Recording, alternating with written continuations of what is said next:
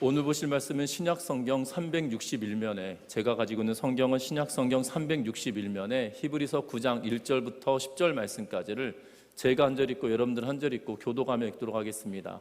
히브리서 9장 1절부터 10절 말씀까지를 제가 한 절 읽고 여러분들 한 절 읽고 교도하며 읽도록 하겠습니다. 첫 언약에도 섬기는 예법과 세상에 속한 성소가 있더라.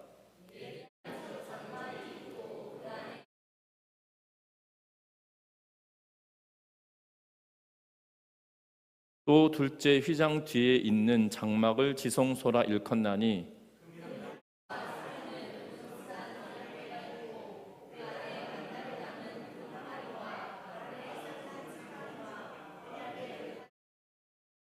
그 위에 속죄소를 덮는 영광의 그룹들이 있으니 이것들에 관하여는 이제 낱낱이 말할 수 없노라.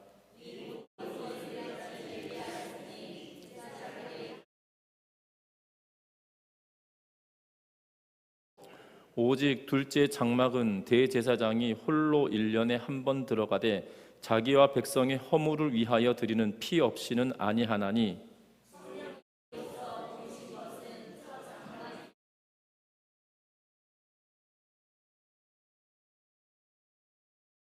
이 장막은 현재까지의 비유니 이에 따라 드리는 예물과 제사는 섬기는 자를 그 양심상 온전하게 할 수 없나니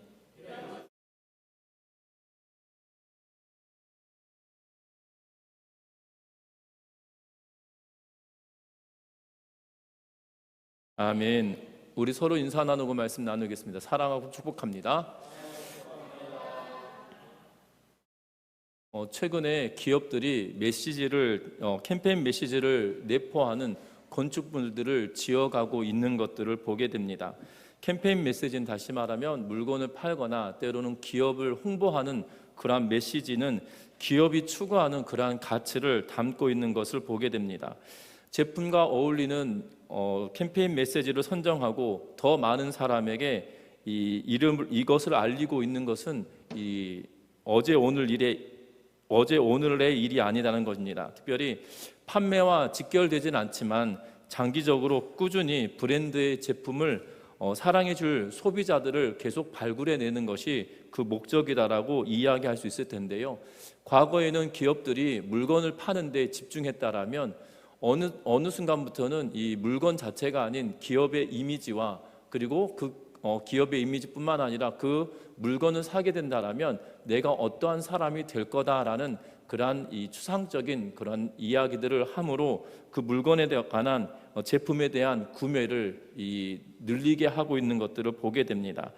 사실 이 감성에 호소한다라는 표현을 쓰는데요.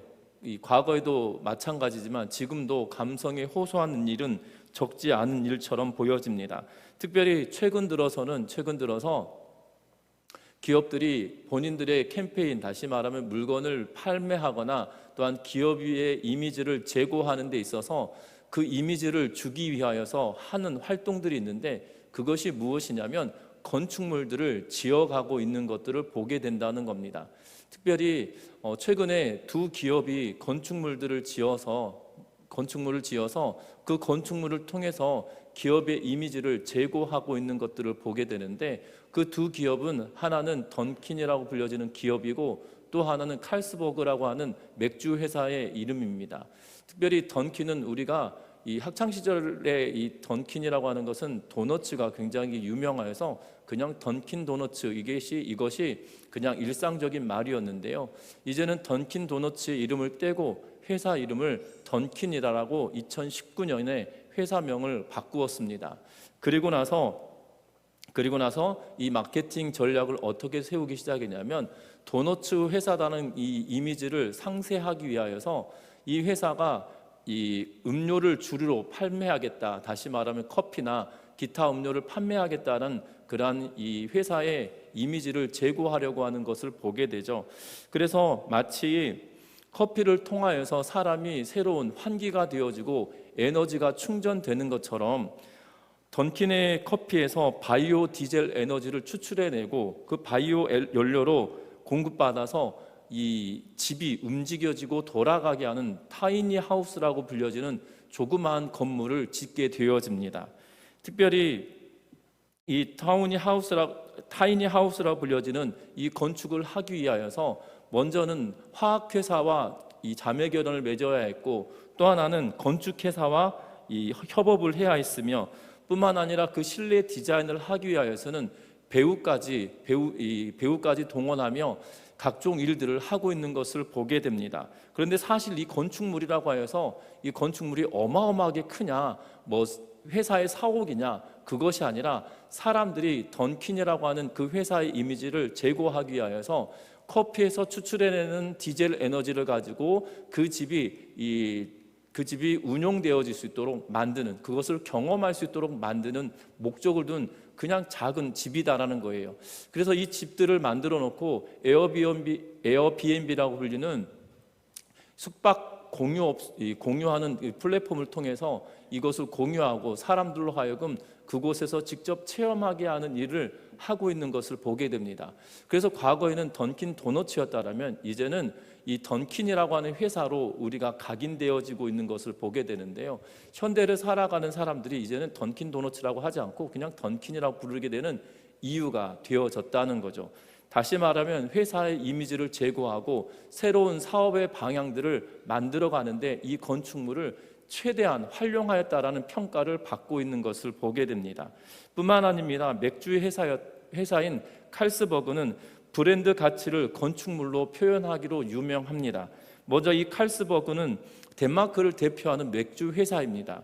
그런데 덴마크인들의 이 생활 습관이나 라이프 스타일이나 또한 여유, 안락함, 그리고 우정들을 바쁘고 혼잡한 영국 사람들에게 전달해 주고자 하는 그런 마케팅 캠페인을 벌이게 되어지는데요.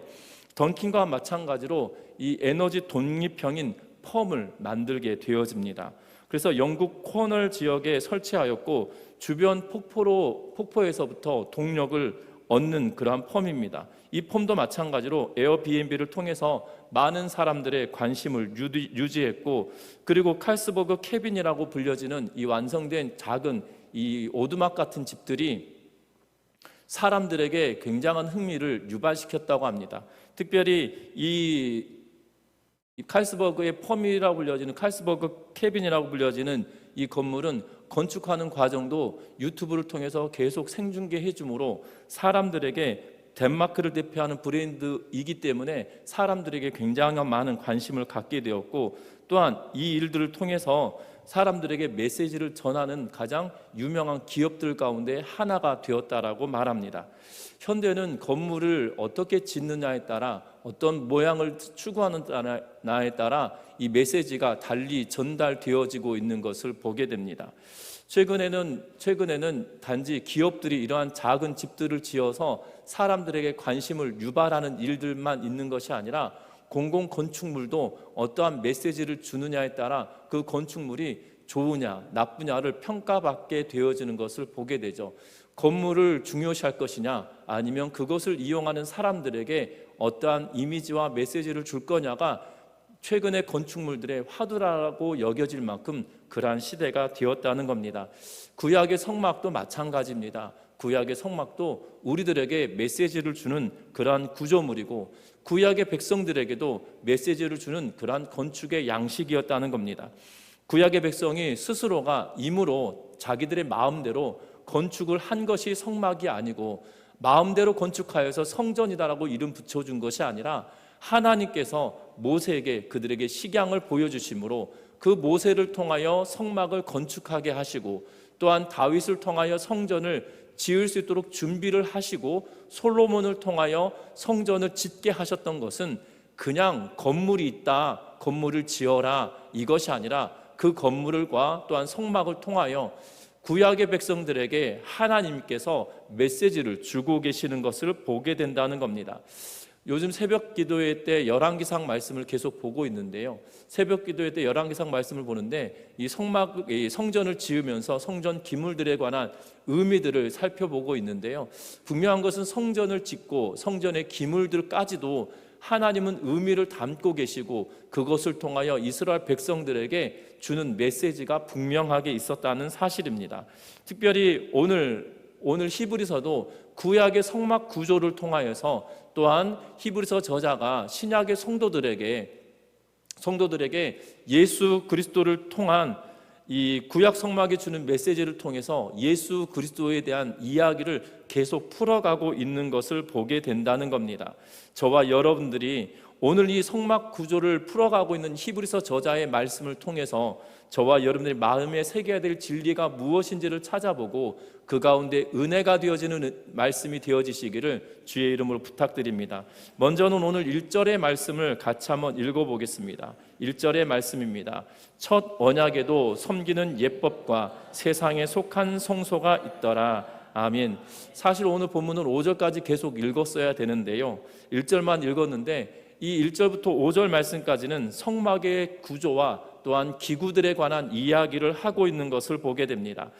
예비한 첫 번째 장막이 있다라고 이야기하면서 첫 번째 장막은 우리가 성소라고 불려지는 공간이고 그 안에는 등잔대와 상과 진설병이 있다라고 히브리서 9장 2절 말씀에 이야기합니다.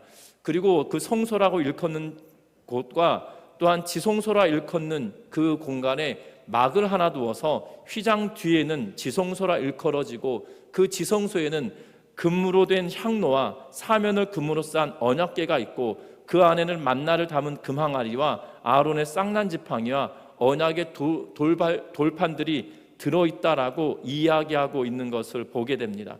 또한 속죄소에 관한 이야기도 기록하면서 5절 말씀에 성막에 대한 이야기와 성전에 관한 이야기를 하고 있는 것을 보게 됩니다. 여러분들 기억할 것은 성막에 관한 이야기를 계속 말하는데 성막과 성전의 차이는 크기의 문제라는 거예요. 그리고 만들어진 재료의 차이가 있다는 겁니다. 그런데 구약 성경에 기록된 모세를 통하여 지어졌던 성막의 규모와 또한 솔로몬을 통하여 지어졌던 성전의 규모는 차이가 있지만 비율은 똑같다라는 것을 염두에 두고 말씀을 보셨으면 좋겠는데요, 특별히 이 성막은 두 공간이 있고 그리고 성소라고 불려진 공간과 지성소라 불려지는 공간이 있다라고 이야기하고 있는 것을 보게 됩니다. 그런데 우리가 읽었던 1절에는 무엇에 대하여 이야기하냐면 이 두 장막의 이 언약의 이 성막을 통하여 언약의 속성을 나타내는 두 가지 요소가 있다라고 1절 말씀은 이야기합니다. 첫 번째는 뭐냐면 섬기는 예법이다라고 해서 우리가 하나님께 예배하는 그 예배의 규칙에 관한 내용을 기록하고 있다라면, 또 하나는 세상에 속한 성소가 있더라. 다시 말하면 예배가 행하여지는 공간, 제사가 드려지는 공간이 있다라고 하면서 그 공간과 그리고 공간에서 드려지는 예식의 규칙이 있다라고 하면서 그 말을 하고 있는 것을 보게 됩니다. 결국 세상에 주어진 성막은 결국 하나님을 예배하는 장소이고 그 하나님을 예배하는 장소에서는 그냥 개인의 뜻대로 자의적으로 자기가 원하는 대로 예배할 것이 아닌 그 성전의 주인 되시고 성막의 주인 되시는 이에 따라서 예배를 드리는 규칙이 있다라고 우리에게 말하고 있는 것을 보게 됩니다. 그 규칙을 따라서 드려지는 예배를 위하여서 준비된 것은, 성소에 준비된 것은 이 등잔과 상과 진설병이 있다라고 이야기하고, 또한 지성소에는 속죄소와 그 아래에 있는 이 법궤와 그리고 오늘 말씀을 통해서 보면 금향로와 그리고 이 언약궤가 그들에게 있는 것을 보게 된다는 사실이에요. 분명한 것은 저와 여러분들에게 지금 히브리서 저자는 이 공간에 관한 이야기를 하고 있는 것을 보게 됩니다. 분명한 것은 이 공간이 있을 때 오늘 본문을 통해서 무엇을 강조하고 있냐면 휘장이 있다라고 하면서 3절에 보면 또 둘째 휘장 뒤에 있는 장막을 지성소라 일컫나니라고 하면서 1절부터 5절 말씀의 딱 중간 3절인 이 공간에 휘장이 있다라고 하면서 성소와 지성소를 나누는 공간이 있음을 다시 한번 이야기하고 있는 것을 보게 된다는 거예요. 어떻게 보면 여러분들 이 휘장이 뭐 대단한 것이겠습니까? 성전이나 성막을 이루는 그 공간을 나누는 것이거든요. 그런데 한 공간을 나누어서 이쪽은 지성소, 이쪽은 성소라고 불려지는 공간이라는 거예요. 성전에서도 마찬가지였습니다. 휘장으로 지성소와 성소를 나누고 있어요. 특별히 바깥에는 이 구조물들을 만들어 놓고 있는, 바깥 구조물을 만들어 놓고 있는 것은 성막은 천으로 만들었다라면, 성전에서는 이 천막이 아닌 이 단단한 구조물들, 뭐 돌이나 또한 나무로 지어진 것들이었다라면, 그럼에도 불구하고 그 중간에 막을, 휘장을 여전히 성막 시대나 또한 성전 시대에도 휘장으로 막아놓고 있는 것을 보게 된다는 거예요. 여러분들 희한하지 않습니까? 같은 공간이에요. 같은 공간인데, 예를 들면 이런 거죠. 우리 전미중학교에 예배당 공간이 있는데, 저와 여러분 사이에 하나의 막이 딱 쳐놓고 특별한 공간이다라고 이야기하고 있다는 거예요. 무슨 의미가 있을까요? 분명한 것은 커다란 의미가 그곳에 있다라는 사실입니다. 왜냐하면 하나님께로 나아가는 길을 막고 있는 그 자체가 휘장이라는 거예요. 특별히 지성소는 하나님의 임재하심이 있는 곳이고 죄사함이 있는 곳이어서 특별한 곳이기에 막아놓고 있고, 또한 지성소는 특별한 공간으로 구별해 놓고 있다라는 사실이죠. 그 이유를 두 번째에서 이야기하고 있는데요, 6절과 7절 말씀을 우리 같이 한번 읽어보겠습니다. 6절과 7절의 말씀입니다. 이 모든 것을 이같이 예비하였으니 제사장들이 항상 첫 장막에 들어가 섬기는 예식을 행하고, 오직 둘째 장막은 대제사장이 홀로 1년에 한 번 들어가되 자기와 백성의 허물을 위하여 드리는 피 없이는 아니하나니. 아멘. 오늘 이 공간에 대한 이야기를 하면서 그 공간에서 행하여지는 그러한 예배의 규칙에 관한 이야기를 6절과 7절에서 하고 있는 것을 보게 됩니다. 특별히 6절에서는 항상 첫 장막에 들어가 섬기는 예식을 한다라고 이야기하고 있는 것을 보게 되죠. 두 가지 제사가 병행되어지고 있는 것을 보게 됩니다. 항상 드리는 제사는 6절이고, 그리고 1년에 한 번 드려지는 제사가 있는데 7절 말씀에 기록해 놓고 있는 것을 보게 됩니다. 그런데 항상 드려지는 제사와 특별히 1년에 한 번씩 드려지는 제사의 차이가 있습니다. 그 차이는 6절에 보면 제사장들이 항상이란 날마다라는 의미를 가지고 있고, 둘째 장막, 다시 말하면 지성소에는 제사장이 아닌 대제사장이 1년에 한 차례씩 하는 것을 이야기하고 있는 것을 보게 됩니다. 항상 드리는 제사에는 적어도 4가지가 있는데요, 아침 저녁으로 드리는 양과 소제와 전제가 있고요, 그리고 날마다 분향을 하게 되어지고, 진설병을 바꾸어 놓게 되고, 등잔을 보살핀, 다시 말하면 등불이 꺼지지 않도록 끊임없이 기름을 채우는 일이 항상 드려지는 일이었다는 거예요. 그런데 그 공간, 이 성소라 불려지는 이 공간은 제사장들이 날마다 드나들면서 그 공간에서 아침 저녁으로 양과 소제와 전제를 통하여서 날마다 상번제로 하나님께 드리게 되고, 그리고 분향을 하고 향을 피우고 진설병을 바꾸고, 그리고 이 등불이 꺼지지 않도록 기름을 채우는 일이 날마다 되어지는 일이었다는 거죠. 그런데 반면에 이 빈도가 다른 1년에 딱 한 차례 드려지는 지성소에서 드려지는 예배는 다른 것이 아니라 딱 한 번 피를 뿌리거나 피를 바르거나 하는 규정이 있고, 날마다 하는 것에서는 그러한 특별한 규정을 하고 있지 않은 것을 보게 되어집니다. 특별히 속죄일에 제사를 지내면서 피를 가지고 백성의 죄와 대제사장의 죄와 제사장의 죄를 가지고 하나님께 나아가는 1년에 한 번 하는 그러한 일들을 하고 있는데, 피와 관련된 이 하나가 큰 차이를 나누고 있는 것을 보게 된다는 거예요. 특별히 이 휘장을 지나갈 수 있는 유일한 것은 바로 이 피로 말미암아 되어진다는 거죠. 이 날마다 드려지는 제사도 마찬가지로 양을 드리고 소제를 드리고 전제를 드립니다. 피를 뿌리는 일이, 피를 흘리는 일이 있음에도 불구하고 날마다 드리는 제사에서는 이 죄사함의 문제를 가지고 나아가는 일이 없다는 거예요. 오롯이 대속죄일에 피를 가지고 성소를 지나 휘장을 지나서 이 지성소 안에 들어가 속죄소라 불려지는 법궤 뚜껑에 있는 그룹이 마주하는 공간에 그 피를 뿌리고 피를 바르는 그러한 행위를 유일하게 하고 있는 것을 보게 된다는 거죠. 그러면 휘장을 지나는 방법은 딱 하나 있다는 거예요. 이 첫 번째 보았던 것은 성소와 지성소를 나누는 공간에 휘장이 있어서 성막 때도 휘장이 있었고 성전을 지었을 때도 휘장이 있었는데 그 휘장을 지나가지 않고 막아놓고 구별시켜 놓았다라면 그 휘장을 지나가는 유일한 방법은 피를 가지고 나아가는 대제사장만이 그 피를 가지고 나아갈 때 그 휘장이 유일하게 열렸던 길이었다는 사실입니다. 여러분들 이 피를 가지고 나아감으로 지성소에 들어갈 수 있었던 것은 다른 것이 아니라 거룩함을 유지하고 거룩함을 정결하게 하기 위함을 보게 된다는 거예요. 특별히 유대인들에게 있어서만큼은 대속죄일은 나팔절이라 불려지는 7월 첫날을 기점으로 이 절기들이 점점점 행해져 가고 있는 것을 보게 되는데요. 매해 이 유대인들에게 있어서는 7월 1일이 1년의 첫 번째 날입니다.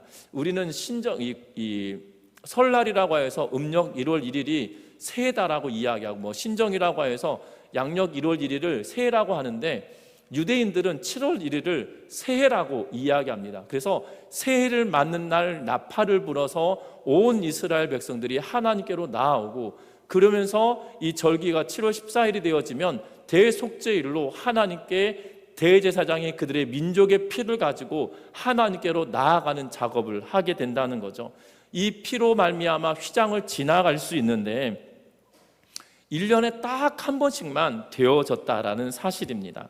그런데 오늘 본문을 잘 살펴보시면 9절 말씀을 같이 한번 읽어보겠습니다. 8절과 9절 말씀을 같이 읽습니다. 성령이 이로써 보이신 것은 첫 장막이 서 있을 동안에는 성소에 들어가는 길이 아직 나타나지 아니한 것이라. 이 장막이 현재까지의 비유니 이에 따라 드리는 예물과 제사는 섬기는 자를 그 양심상 온전하게 할 수 없나니. 아멘. 성령으로서 보이신 것이 있다라고 하면서 1년에 한 차례 대제사장이 피를 가지고 들어갈 때만 이 휘장이 열려서 지성소에 들어갈 수 있었는데 이제 여전히 성소에서 지성소로 들어가는 길은 여전히 나타나지 아니했었다라고 말하고 있죠. 또한 이 장막이 현재까지의 비유다라고 말하면서 현재까지의 비유인데 드리는 예물과 제사는 섬기는 자를 그 양심상 온전케 할 수 없다라고 이야기하면서 그 길이 나타나지 않았다라고 말하고 있으면서 그 길이 새롭게 있다라는 것을 지금 이 염두에 두고 히브리서 저자는 기록하고 있는 것을 보게 되어집니다. 특별히 대제사장이 1년에 한 차례 지성소를 들어가기 위해서 휘장을 열고 들어가게 되어지는데 그 한 번 열 때 그 길을 볼 수 있는 사람이 누가 있을까요? 휘장이 열려서 지성소를 볼 수 있는 사람은 아무도 없고요. 딱 한 사람, 대제사장만 볼 수 있다는 거예요. 대제사장만 볼 수 있다는 겁니다. 그럼 그 길이 일반 백성들에게는 열려 있는 길인가요? 열려 있지 않은 길인가요? 열려 있지 않거든요. 지금 여러분들 잘 아셔야 되는 것은 성막 그러면 우리는 성소와 지성소를 생각하는데 이 성막은 성소와 지성소만이 아니라 그 울타리까지도 다 성막이다라고 여겨지면 돼요. 그래서 백성들은 이 지성소와 지성소로 구별되어져 있는 천막 바깥에서 제사를 지내고 피를 짐승을 가지고 와서 이 머리에 손을 얹고 기도하고 짐승을 잡고 짐승을 태우는 작업은 다 이 성소와 지성소 바깥에 있는 성막 울타리 안에 마당에서 이루어지는 일들이거든요. 그러면 성소 안으로 들어갈 수 있는 사람은 제사장밖에 있지 않아요. 그리고 그 성소를 통해서 지성소로 나아갈 수 있는 유일한 사람은 대제사장밖에 있지 않습니다. 그런데 그런 백성들은 그 바깥에서 제사장이 들어가고 대제사장이 들어가는 것을 지켜볼 수밖에 없다는 거죠. 그러면 일반 백성들에게는 그 길이 열려있지 않다라는 거예요. 그런데 열려있지 않다라는 것은 아직 나타나지 않았다라는 표현은 언젠가 나타난다라는 의미를 기록하고 있는 것이거든요. 특별히 오늘 이 히브리서 저자는 그 길이 열렸음을 이야기하는데 특별히 10절 말씀에 보면 이런 것은 먹고 마시는 것과 여러 가지 씻는 것과 함께 육체의 예법일 뿐이며 개혁할 때까지 맡겨둔 것이다 라고 이야기하면서 개혁이 되어질 것에 대한 이야기를 예시하고 있는 것을 보게 된다는 겁니다. 다름이 아니라 예수 그리스도로 말미암아 휘장이 휘장이 찢겨지고 일반 백성들까지도 그 휘장을 통하여 하나님 지성소를 보여지게 되었던 날이 있었다는 거죠. 그것이 언제냐면 예수께서 십자가의 죽으심으로 휘장이 위에서부터 아래로 찢어지는 사건이 벌어짐으로 그 지성소의 안이 훤하게 보여지는 사건이 벌어졌던 것들을 보게 됩니다. 결국 예수님의 십자가 사건으로 말미암아 개혁되어지고 그 길이 열렸다라고 지금 히브리서 저자는 말하고 싶어하는 것처럼 보여진다는 거예요. 그래서 1절부터 7절 말씀까지는 지금 구약의 성경에 말하고 있는 성막이나 성전에 관한 관찰을 하며 그 성막이 어떠한 것인지에 대하여 상세하게 설명하기보다 기물이 어떻고 저쩌고를 설명하기보다 이러한 과정이 있다라고 여겨졌다라면 8절 이후에부터는 이제는 성령으로 인하여 해석되어지는 것들을 성령을 통하여 보여주신 것들을 우리에게 이야기하고자 하는 것을 보게 된다는 겁니다. 결국 성막 안에 성소와 지성소를 나누고 있던 휘장이 찢어짐으로 그 안으로 들어갈 수 있는 길을 우리에게 보여주었다라고 말씀하고 있을 뿐만 아니라 현재에 참여하고 있는 저와 여러분들이 그 안에도 들어갈 수 있음을 이야기하고 있는 것을 보게 된다는 거예요. 그런데 우리가 염두에 둬야 할 것이 무엇이냐면 9절의 말씀에 보고 있는 이 장막은 현재까지 비우니 이에 따라 드리는 예물과 제사는 섬기는 자를 그 양심상 온전하게 할 수 없나니 라고 이야기하고 있다는 겁니다. 특별히 여러분들 하나님 앞에서 자유롭고 온전하게 하나님께서 기쁘시게 하는 예배를 드릴 그러한 책임을 이스라엘 백성들에게 주었어요. 그런데 이스라엘 백성들이 그렇게 행했습니까? 여러분들 이사야 시대에도 하나님께 예배하는 자들이 있었습니다. 그런데 이사야 1장을 통해서 뭐라고 이야기하냐면 너희는 성전 마당만 밟을 뿐이다 라고 이야기하시며 이스라엘 백성이 드리는 제물을 하나님은 역겹다라고 이야기하고 계시는 것을 보게 되고 가증한 것이다 라고 말씀하고 계시는 것을 보게 되어져요. 그 이유가 무엇인가요? 그것은 하나님께 예배하는데 각각의 의미를 두고 메시지를 주어서 그들에게 이렇게 지키면 이것을 기억하라 라고 말씀하였는데 그 기억해야 될 것은 잊어버리고 그 양식만 남아있는 거예요. 본질은 없어져 버리고 형식만 남아있는 그러한 양태가 되어졌다는 겁니다. 제가 부교육자 사역을 하는데요, 한 교회에서 사역을 시작하는데 먼저 와 계셨던 부목사님이 이 헌금 주머니를 강단에 이렇게 올리는 일을 부목사님이 사회를 보면서 하셨어야 됐거든요. 그러면 이렇게 헌금 주머니를 들고 이렇게 이렇게 앞에서부터 뒤에까지 이렇게 그 헌금 주머니를 계속 운반하면서 헌금을 하는 그러한 교회였는데 그것을 다 이제 성도님들 봉사하신 분이 가지고 오면 강단 옆에 공간에다가 이렇게 놓아두는 작업을 합니다. 그러면 그것을 이렇게 그 헌금이 보이지 않도록 이렇게 잘 이렇게 마무리에 뒤집어서 이렇게 입구를 잘 틀어 막아서 보이지 않게 딱 쌓으면 되는 건데요. 그런데 목적은 그거잖아요. 이게 이 헌금이 삐져나와 가지고 예배드리는데 방해되지 않도록 입구를 잘 덮는 작업을 하는 건데 이렇게 하면 어떻고 저렇게 하면 어떻겠어요. 그런데 그 방법이 잘못됐다고 얼마나 뭐라 하셨는지 아직도 기억이 납니다. 손잡이를 이렇게 잡아가지고 이렇게 하라, 비틀어서 놓고 뒤집어서 놓든 안 보이게 하면 되는 거잖아요. 그것이 중요하겠습니까? 그런데 예배할 때 어느덧 그런 사소한 거 하나가 중요해져 버린 시대가 되어져 버렸다는 거죠. 이스라엘 사람들에게도 마찬가지예요.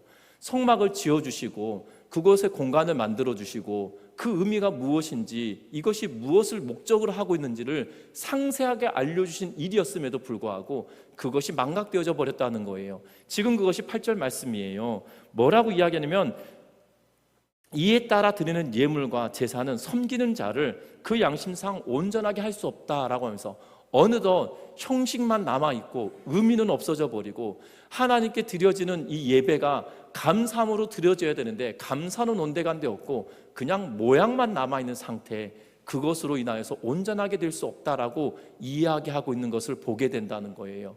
그런데 우리에게는 온전하게 드려지는 예배할 수 있는 방법이 바로 예수 그리스도로 인하여 휘장을 지나 들어갈 수 있도록 만들어 주셨다라고 지금 이 히브리서를 기록하고 있는 저자는 이야기하고 있다라는 사실입니다. 저와 여러분들 웅장하고 화려한 예배가 우리의 삶을 바꾸지 않습니다. 때로는 우리가 감격하여 드리는 찬양이 우리의 인생을 바꾸지 않아요. 중요한 것은 이 예배 가운데 담겨져 있는 예수 그리스도의 보혈의 공로가 우리에게 있을 때야 비로소 휘장을 지나가는 은혜가 있다라는 거고, 보여지지 않는 휘장을 통해서 지나가는 하나님을 만나는 하나님의 임재를 경험하는 그 공간을 갈 수 있는 유일한 길은 바로 예수 그리스도를 통하여 되어진다는 사실입니다. 히브리서 저자는 이것을 이야기하고 있다는 거예요. 우리가 예배하고 제사를 지낸 듯 무슨 의미가 있느냐? 결국 대제사장이 그 휘장을 지나서 들어갔지만 결국 그들에게는 온전한 예배로 남아있지 않은 이유가 무엇이냐는 거예요. 그것을 열어주시고 예수 그리스도의 십자가의 은혜로 휘장을 지나 하나님을 만날 수 있는 그러한 기회를 우리에게 주셨다라고 지금 히브리서 저자는 말하고 싶어 하는데, 결국 현대를 살아가는 우리들도 마찬가지라는 거예요. 예수 그리스도의 은혜 아니면 우리가 살아갈 수 없고, 예수 그리스도의 십자가의 사랑 아니면 우리가 예배하는 이 예배 자체가 거룩하여질 수 없는 그러한 상태이기에, 저와 여러분들이 예수 그리스도의 보혈의 공로에 힘입어 예배할 수 있는 우리 모두가 되시기를 주의 이름으로 부탁드립니다. 예배 형식이 우리를 온전케 하지 못합니다. 예배의 방법이 우리를 깨끗게 만들지 못한다는 거예요. 우리의 예수 그리스도의 십자가의 은혜로 변화된 심령이야말로 두렵고 떨리는 마음으로 드려지는 예배가 된다는 거고, 죄인으로서 감히 나올 수 없는 이 자리에 예수 그리스도의 십자가의 희생으로 우리에게 허락되어졌기에 이 예배의 자리가 마땅히 감사함과 마땅히 기쁨으로 드려져야 된다는 것을 기억하면서 저와 여러분들의 이 예배가 정말 구약 성경을 통하여서 주시는 성막의 메시지 가운데 감사와 기쁨으로 드려져야 되는 예배라는 것을 기억하면서 믿음으로 나아갈 수 있는 우리 모든 성도님들 되시기를 주의 이름으로 부탁드립니다. 말씀을 맺으려고 합니다. 여러분들, 예배를 드리는 우리에게 감사는 포기의 문제가 아니라는 거예요. 감사는 당연하게 해야 될 일이라는 사실입니다.